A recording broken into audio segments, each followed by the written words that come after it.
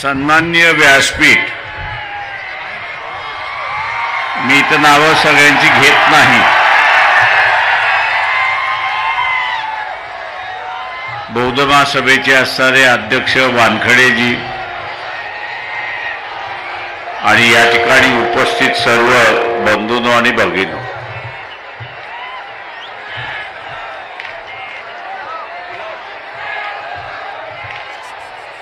सगळ्यांनी खाली बसून घ्या.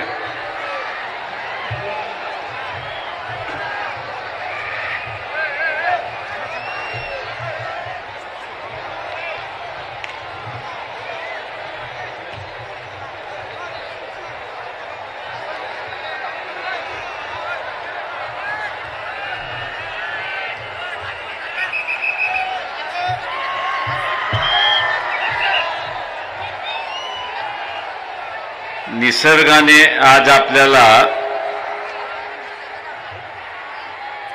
उसण दिली असं मी त्या ठिकाणी मानतोय. मागचे 3-4 महिने पावसाने असणारा पूर्णपणे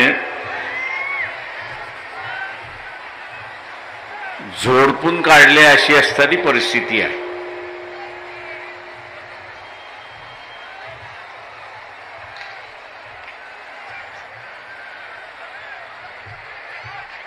त्या पावसामध्ये शेतीचं अतोनात नुकसान झाले.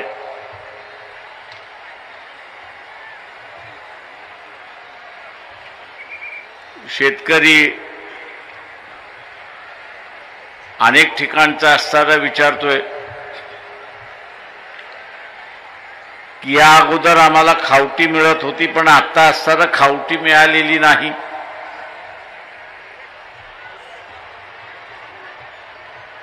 जे नुकसान झालंय त्या नुकसानाच्या संदर्भात सरकार पुढे मागे निर्णय घेईल आणि त्यावेळेस आम्हाला असणारं नुकसान भरपाई मिळेल. पण घरातलं सगळंच वाहून गेलं, घरातलं सगळंच भिजलेलं आहे. अंथरूण भिजले, कपडे भिजलेत, अन्नधान्य भिजले.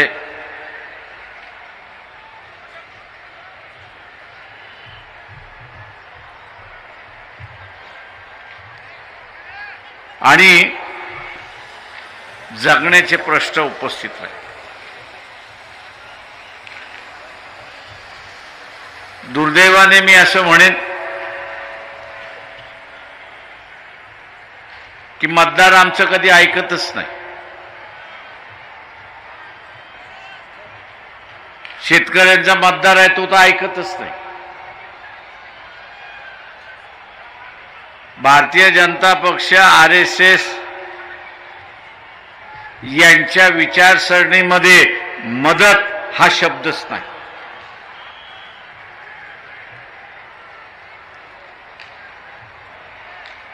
मदत हा असणारा शब्दच नाही.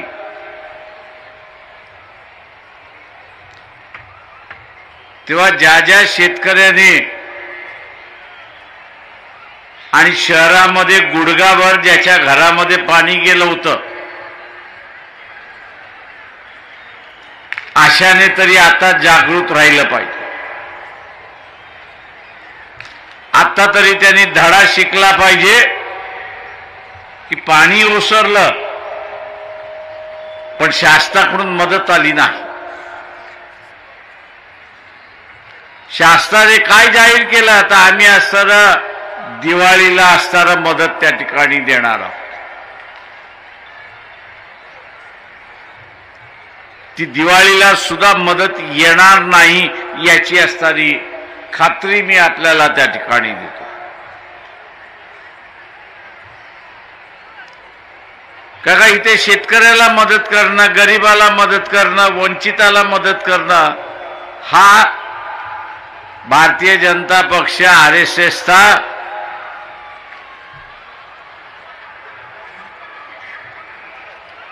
पायंडा नाही. त्यांचं म्हणणं आहे प्रत्येकाने आपापलं जगावं. मदत कशासाठी पाहिजे? ज्यांनी मतदान दिलं त्यांना मी असताना विचारतोय की आपण काय करणार आहात? हातावरती हात देऊन बसणार आहात की यांना सत्तेवरनं येत्या कालावधीमध्ये तुम्ही खाली खेचणार आहात का? हा सगळ्यात महत्वाचा प्रश्न आहे.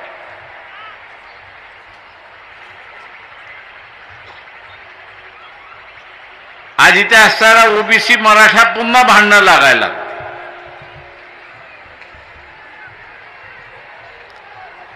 आरक्षणावरनं भांडण लागायला.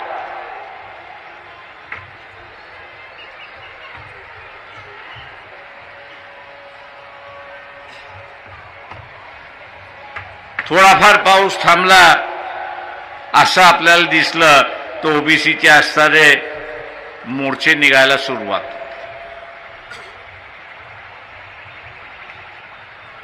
या देशामध्ये ज्यांनी एक संघ राज्य स्थापन केलं त्याचं नाव अशोक सम्राट. त्याचं नाव अशोक सम्राट.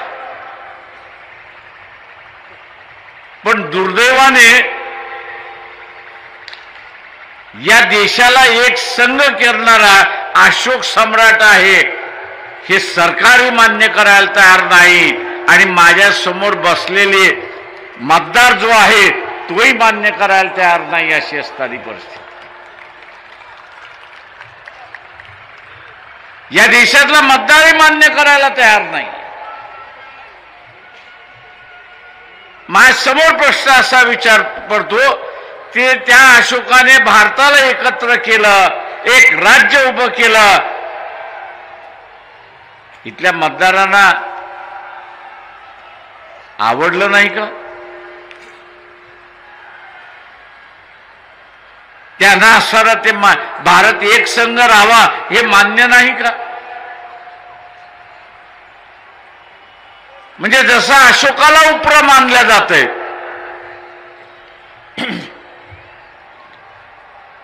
जसं अशोकाला उपरं मानलं जातंय तशाच रीतीने इथला असणारा ओबीसी सुद्धा त्यांच्या बाजूने लढणारा वंचित बहुजन महासंघ आहे. दुसरा तिसरा कोणीच नाही.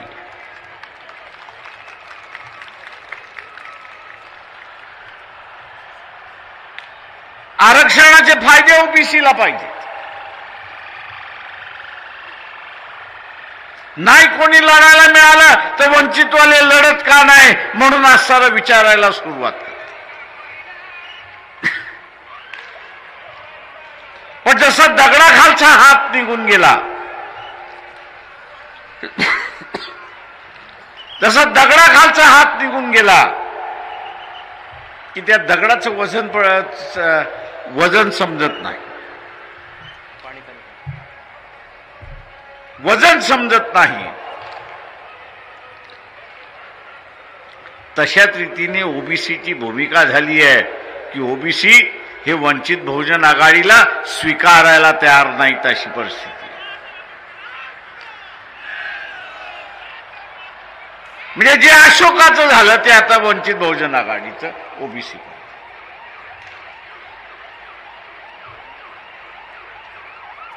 पण या ओबीसीना आम्ही असं सांगतो, तुम्ही ज्यांच्यावरती विश्वास ठेवता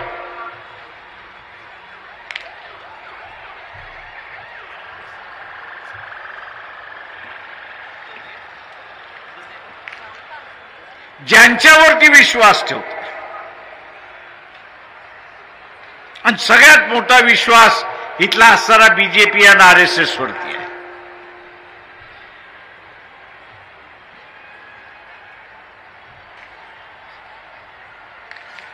सगळ्यात मोठा विश्वास कोणावरती आहे तर बीजेपी आणि आरएसएस वरती आहे. आणि घात कोणी केला, महाराष्ट्राच्या सत्तेवरती कोण बसलाय तर बीजेपी आणि आरएसएस सत्तेवरती बसलाय.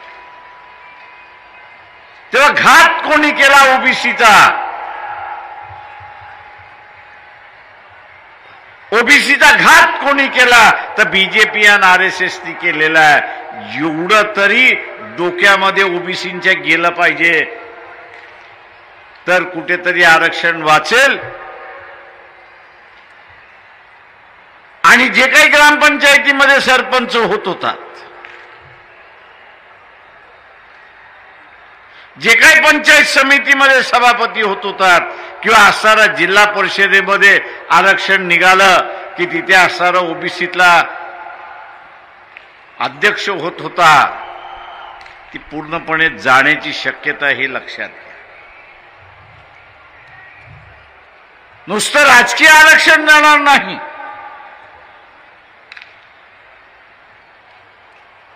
नुसतं राजकीय आरक्षण जाणार नाही, शैक्षणिक आरक्षण जाईल. मी इथल्या असणाऱ्या ओबीसीना विचारतो, 1990च्या अगोदर घरामध्ये एखादा तरी डॉक्टर होता का ओबीसीच्या?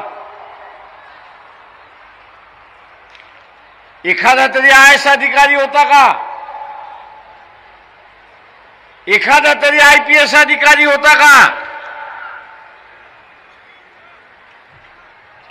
किंवा उच्च पदाधिकारी होता का?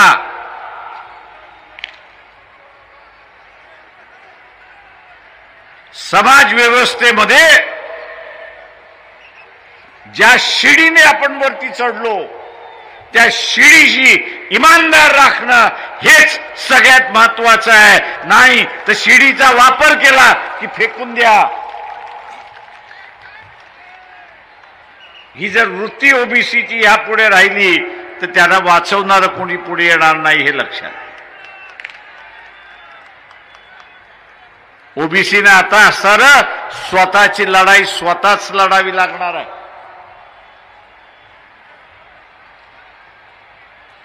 आणि जे राजकीय नेत्यांवरती विश्वास ठेवताय ओबीसीच्या,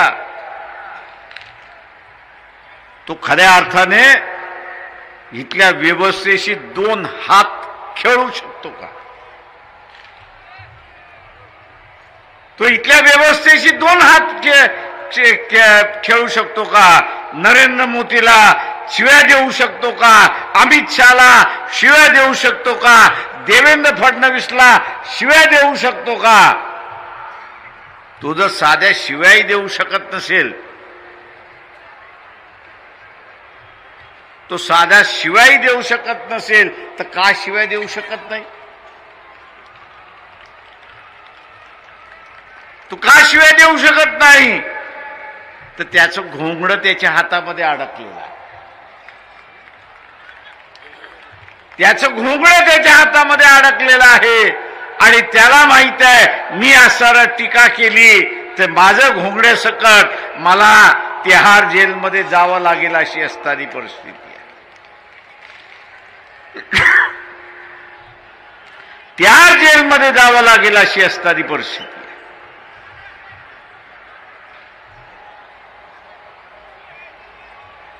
आणि म्हणून इथल्या असणाऱ्या ओबीसीना माझं सांगणं आहे की वंचित शिवाय आपल्याला पर्याय नाही, हे लक्षात घ्या. वंचित शिवाय इथला पर्याय नाहीये.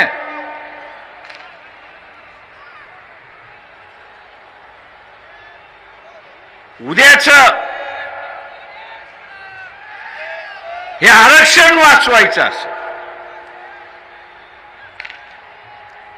ओबीसीना स्वतःचं आरक्षण वाचवायचं असेल तर स्वतःचा राजकीय चेहरा हा उभा करावा लागेल, हे लक्षात घ्या.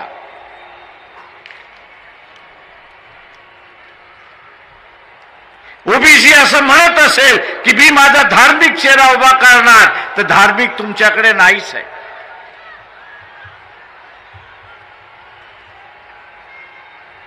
मोहन भागवत एकदा तरी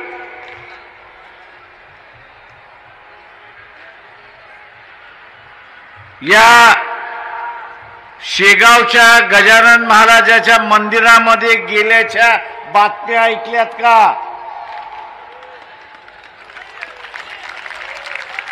मी गजानन महाराजांचं नाव घेतलं याचं कारण की मोहन भागवत अकोल्याला महिन्यातून एकदा येऊन जातात. 35 किलोमीटर वरती असणारं शेगावचं असणारं मंदिर आहे, गजानन महाराजाचं मंदिर आहे. एकदा तरी मी पंढरपूरचं घेतलं नाही मुद्दाम, ते लांब आहे अकोल्यापेक्षा, ते लांब आहे. तिथे हा बहुजनातला ओबीसीतला लाखो माणसं शेगावला जातात आणि हा बीजेपीचा मतदार आहे, त्याचं मन राखण्यासाठी तरी जा. अजिबात नाही. कदाचित आज मी बोलल्यामुळे पुढच्या आठवड्यात कधीतरी जातील अशी असतात लाजे काजेनं.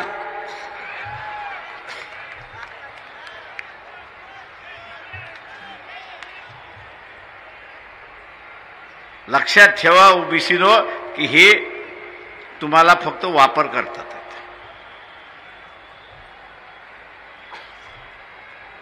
हे तुमचा फक्त वापर करतात आहेत, मतदानासाठी वापर करतात आहेत.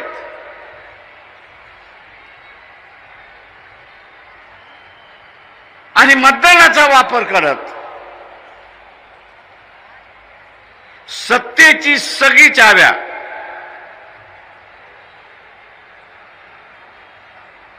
या RSS आणि निजामी मराठ्यांच्या हातामध्ये दिलेल्या आहेत. अशी परिस्थिती सामान्य मराठ्याच्या हातात नाहीये. तो उगीच आपला असणारा मी मराठा आहे म्हणून असणारा फुशारक्या मारत बसलाय, पण असणारा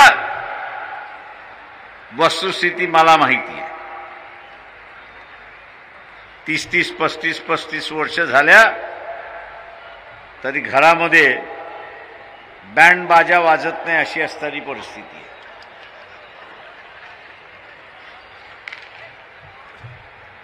तीस 35 वर्ष झाली तरी घरामध्ये बँड बाजा वाजत नाही अशी असणारी परिस्थिती आहे. आणि का? तर आर्थिक परिस्थिती खालावलेली. आर्थिक परिस्थिती खालावलेली.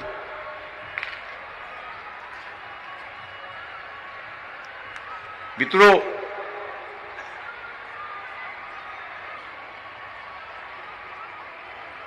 हा विश्वगुरू, मी शिव्या देत नाही आज या व्यासपीठावरती, नाही तर मी मोजून शिव्या देत असतो.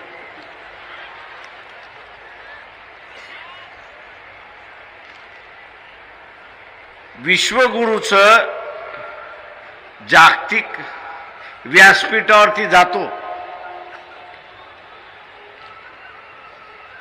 त्यावेळी जगातले नेते कसे त्याला बाजूला सारतात याच्या युट्यूबवरती रील्स आहेत. अशी परिस्थिती.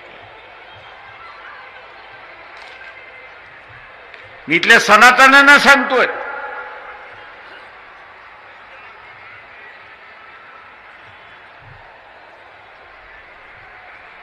आज जगातला असणारा एकूण एक देश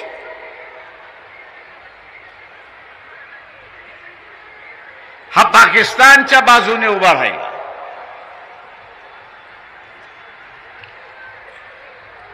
अमेरिका तर हत्यार पुरवते, इराण सुद्धा हत्यार पुरवते, सौदी अरेबिया सुद्धा त्या ठिकाणी देते, फ्रान्स देते, इंग्लंड देते आणि रशिया सुद्धा देते. अशी परिस्थिती आहे. हे सनातनानो, बुद्धिमत्ता आहे म्हणून असं तुम्ही स्वतःला सांगताय, पण माझ्या दृष्टीने तुमच्यासारखे गाढवं कोणी नाहीत असं मी त्या ठिकाणी म्हणणार.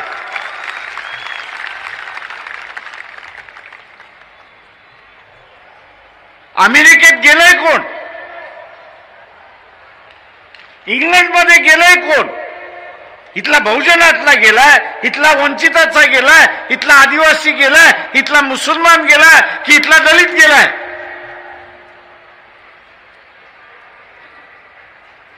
जो गेलाय तो सवर्ण गेलेला आहे.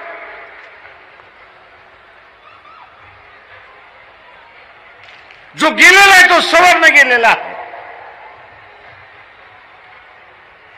आणि आज त्याला हकलता कसं येईल? आपल्या देशातून त्याला मायदेशी कसं पाठवता येईल याचाच खेळ खंडोबाचा नाही.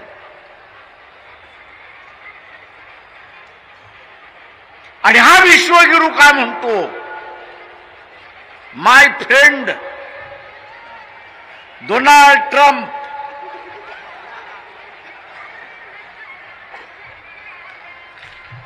अरे तू एका राष्ट्राध्यक्षाचं विडंबन करणार असेल तर त्याला राग येणार नाही? त्याला राग येणार की नाही येणार?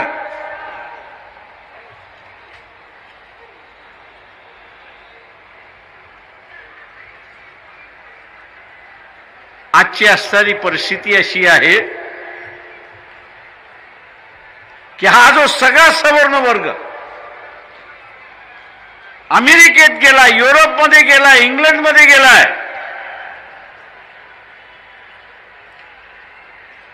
याला तिकडनं हाकलण्याची तयारी चाललेली आहे.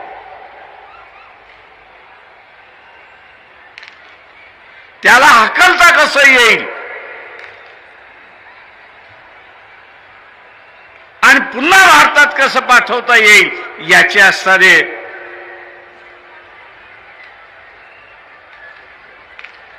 धोरणं आखल्या जात आहेत. अशी परिस्थिती आहे. आणि ती कशासाठी? ते काय भारतीयांच्या विरोधात नाही, ते भारताच्या विरोधात नाही, पण हा जो विश्वगुरू आहे,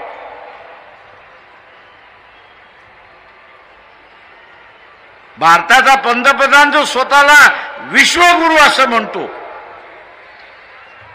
ते म्हणतात तू विश्वगुरू आहेस की चपरासी आहेस हे आम्ही तुला असताना दाखवतो. तू विश्वगुरू आहेस की चपरासी आहेस हे आम्ही तुला असताना दाखवतो.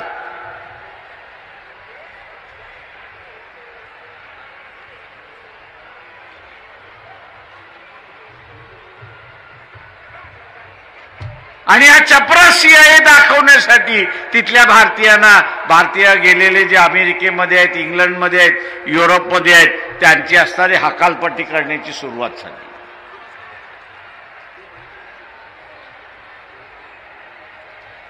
म्हणजे 140 कोटी देशाची असणारी लोकसंख्या उद्या परदेशी गेलेले भारतीयांना पुन्हा पाठवलं तर या देशामध्ये 160 कोटी लोकसंख्या होणार आहे. अशी परिस्थिती.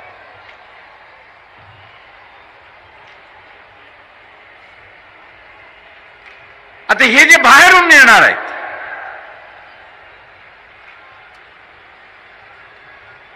त्यांच्याही पोटा पाण्याचा प्रश्न आहे, नोकऱ्यांचा प्रश्न आहे,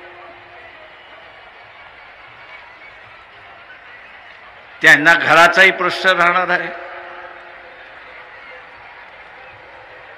म्हणजे इथे संकट आहे, त्या संकटामध्ये भर कोण घालतोय तर इथला असणारा विश्वगुरू घालतोय. अशी परिस्थिती आहे.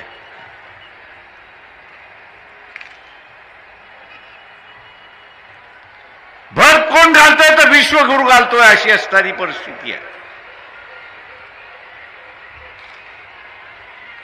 आणि दुसऱ्या बाजूला या देशातला असणारा आर्मी चीफ असं म्हणतोय की आपल्याला लवकरच युद्ध करावं लागेल, युद्धाला सामोर्य जावं लागेल.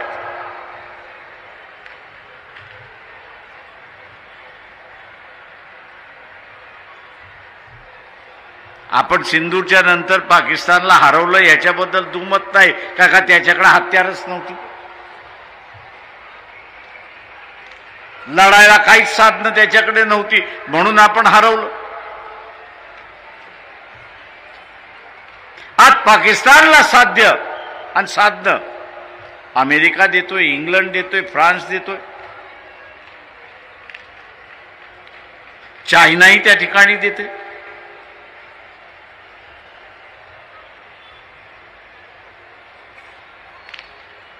म्हणजे या सगळ्या देशांचे हत्यार त्या पाकिस्तानमध्ये येणार आणि त्यांच्याबरोबर आपल्याला युद्ध करावं लागतं.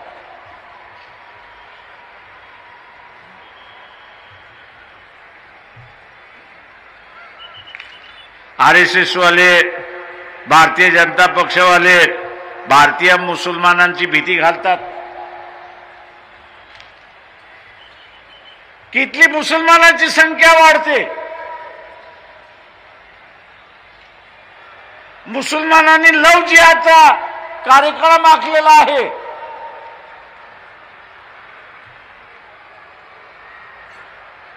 आणि त्याच्या पुढे जाऊन भीती दाखवतात की इथला असणारा मुसलमान एक दिवशी आपल्यावरती राज्य केल्याशिवाय राहणार नाही अशी परिस्थिती.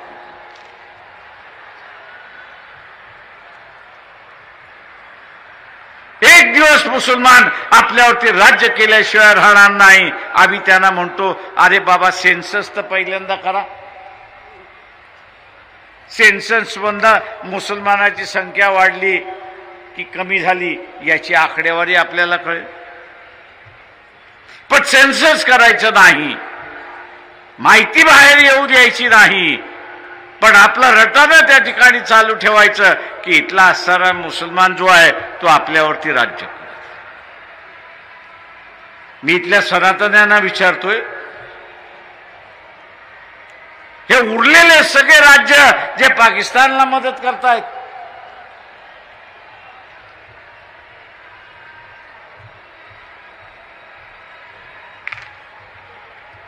तुम्ही किती दिवस लढू शकता?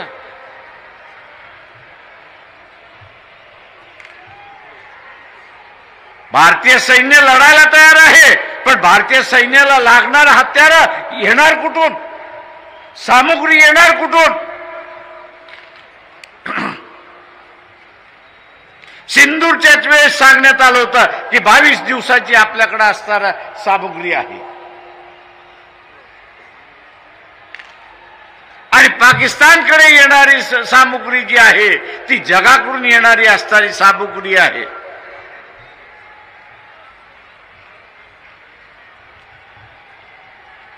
हे सनातन्यानो, उद्या पुन्हा गुलाम व्हायचं नसेल, आणि गुलाम कोण करणार तर पाकिस्तान तुम्हाला गुलाम करणार, का बाहेरच्या हत्यारं त्या ठिकाणी यायला लागलेली आहेत.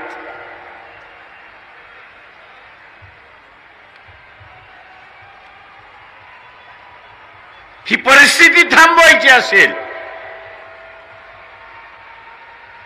तर या विश्वगुरूला पहिल्यांदा टाटा बाय बाय करा. त्याचं आणि जगाचं भांडण नाही, देशाचं भांडण नाही.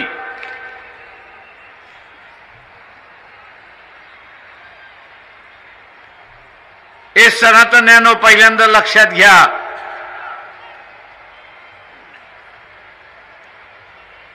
या युद्धामध्ये काही होऊ शकतं. आपण जिंकलो पाहिजे ही आपली आशा आहे, पण जगातले एवढे देश त्या पाकिस्तानला मदत करणार असतील तर आपली स्थिती काय राहणार आहे? सिंदूरमध्ये एकही आपल्या बाजूने उभा राहिला नाही. ज्याच्याकडून विमानं खरेदी केली फ्रान्सकडून तोही आपल्या बाजूने उभा राहिला नाही. म्हणजे एकही मित्र आपण ठेवला नाही अशी परिस्थिती आहे.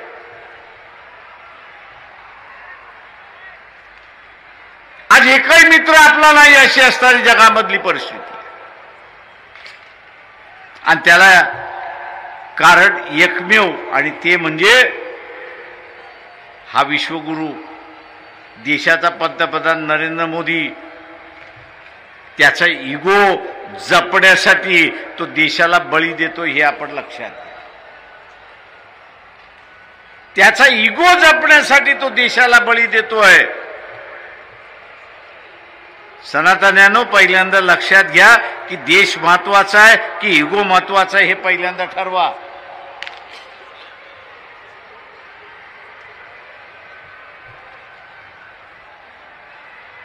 इगो महत्वाचा आहे की देश महत्वाचा हे पहिल्यांदा ठरवा.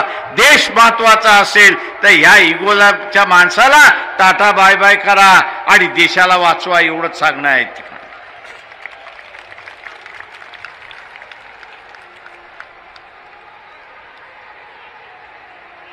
मला आव्हान आहे आपल्या सगळ्या. की मेल्या बुडद्यासारखे या देशातल्या माणसाने जगता कामा. ज्या लडाखने हिंमत दाखवली, ज्या लडाखने हिंमत दाखवली, ज्या आसाम मधल्या आदिवासींनी हिंमत दाखवली, आम्ही आमच्या अधिकारासाठी लढू, आम्ही आमच्या अधिकारासाठी लढू.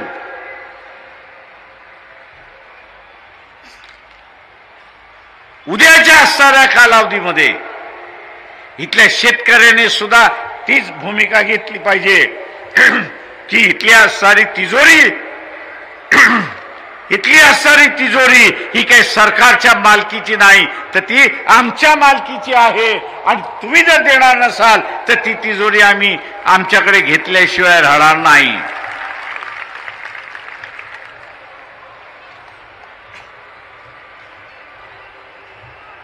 जोपर्यंत शेतकरी हे करत नाही तोपर्यंत त्याचं दुःख संपणार नाही. जोपर्यंत शेतकरी हे करणार नाही तोपर्यंत त्याचं दुःख संपणार नाही. जातीच्या नावाने मतदान देतो, धर्माच्या नावाने मतदान देतो आपण, आणि घेणारा काय म्हणतो की ह्यांनी मला थोडी विकासासाठी मतदान दिलेलं आहे, जात आणि धर्मासाठी दिलेलं आहे, तेवढं तो टिमकी वाजवत बसतो 5 वर्ष. अशी परिस्थिती आहे.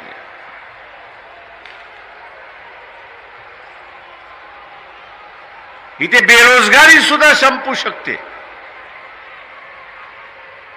इथे शेतकऱ्यांचं दुःखही संपू शकतं. आज झोपडपट्टीवासियांना घरही मिळू शकतात.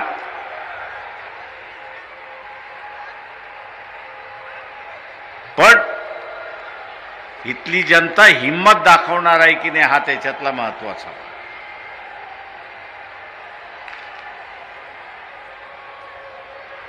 म्हणून लडाखमध्ये आम्हाला भारताबरोबर राहायचंय, चायनाकडे जायचं नाहीये. आणि म्हणून त्यांनी आज सारा लढा उपस्थित केला.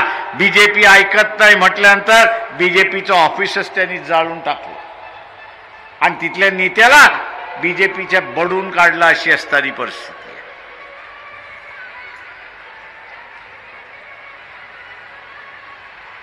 तेच आपण असणारा आसाममध्ये बघतोय.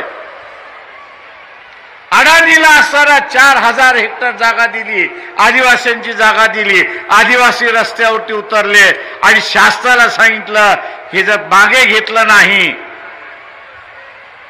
तर तुझेच 12 वाजवल्याशिवाय आम्ही राहणार नाही. ही परिस्थिती आहे. आम्ही 12 तुमचे वाजवल्याशिवाय राहणार नाही. ही परिस्थिती आहे. इथल्या शेतकऱ्याने सुद्धा तीच भूमिका घेतली पाहिजे. तू आम्हाला असणारं अनुदान देतोयस की नाही सांग. नाही तर इथल्या आमदार खासदाराचं, मंत्र्याचं, मुख्यमंत्र्याचं आम्ही 12 वाजवल्याशिवाय राहणार नाही. ही भूमिका इथल्या शेतकऱ्यांनी घेतली.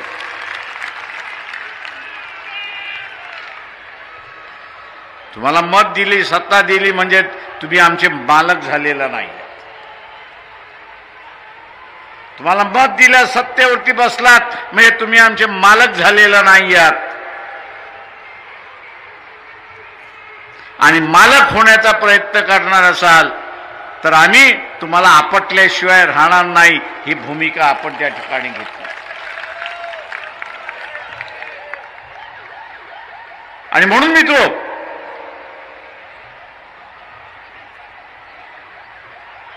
हे जे भांडण लावण्याचा भाग चाललाय, ओबीसी मराठा भांडण लावण्याचा भाग चाललेला आहे, मुसलमानाचा असणारा भांडण लावण्याचा भाग चाललेला आहे.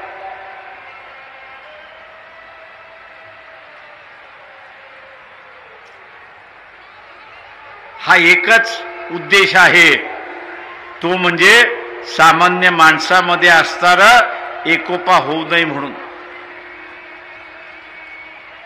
सामान्य माणसामध्ये एकोपा होऊ नये म्हणून चाललेला भाग आहे. अशी असणारी परिस्थिती आहे. यांच्याकडे पैसे नसतील मान्य आहे, पण बाबा तुमची श्रीमंती कशी वाढते हे आम्हाला सांगा. तुम्ही असणारा गुगलवरती गेलात तर महाराष्ट्रातल्या निवडून गेलेले नेते आहेत, यांच्या संपत्तीचं विवरण तुम्हाला असताना मिळतं.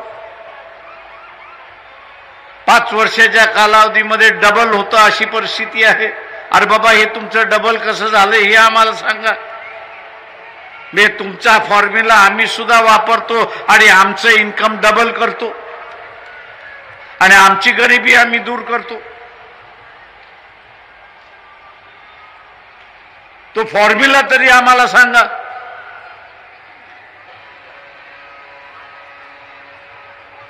माझं आव्हान आपल्या सगळ्यांना राहणार आहे की इथला असणारा राज्यकर्ता हा मालकाच्या भूमिकेमध्ये जाणार असेल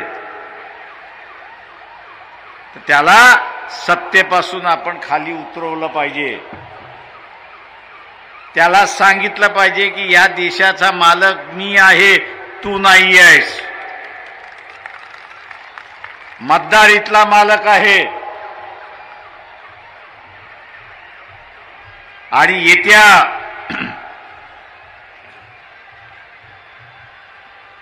जिल्हा परिषद, पंचायत समिती, नगरपालिका, महानगरपालिका यामध्ये ओबीसीने पहिल्यांदा खूणगाठ बांधावी की या सरकारच्या पाठीमागे जे उभे राहील, काँग्रेसही उभं राहिलं, एनसीपी उभं राहिलं, दोन्हीही शिवसेना उभे राहिले, यांना आम्ही मतदान देणार नाही, ही खूणगाठ ओबीसीने त्या ठिकाणी बांधली पाहिजे. मग आमचं मत कोणाला? तर आमचं मत ओबीसीला, आमचं मत एससीला, आमचं मत एसटीला. याच्यापैकी कोणी मिळालं नाही तर आमचं मत मुसलमानाला. पण ज्यांनी आमचं आरक्षण काढून घेतलेलं आहे त्यांना आम्ही अजिबात मतदान करणार नाही. ही भूमिका आपण घ्याल एवढी अपेक्षा बाळगतो आणि आपली रजा घेतो. जय भीम, जय भारत. धन्यवाद साहेब.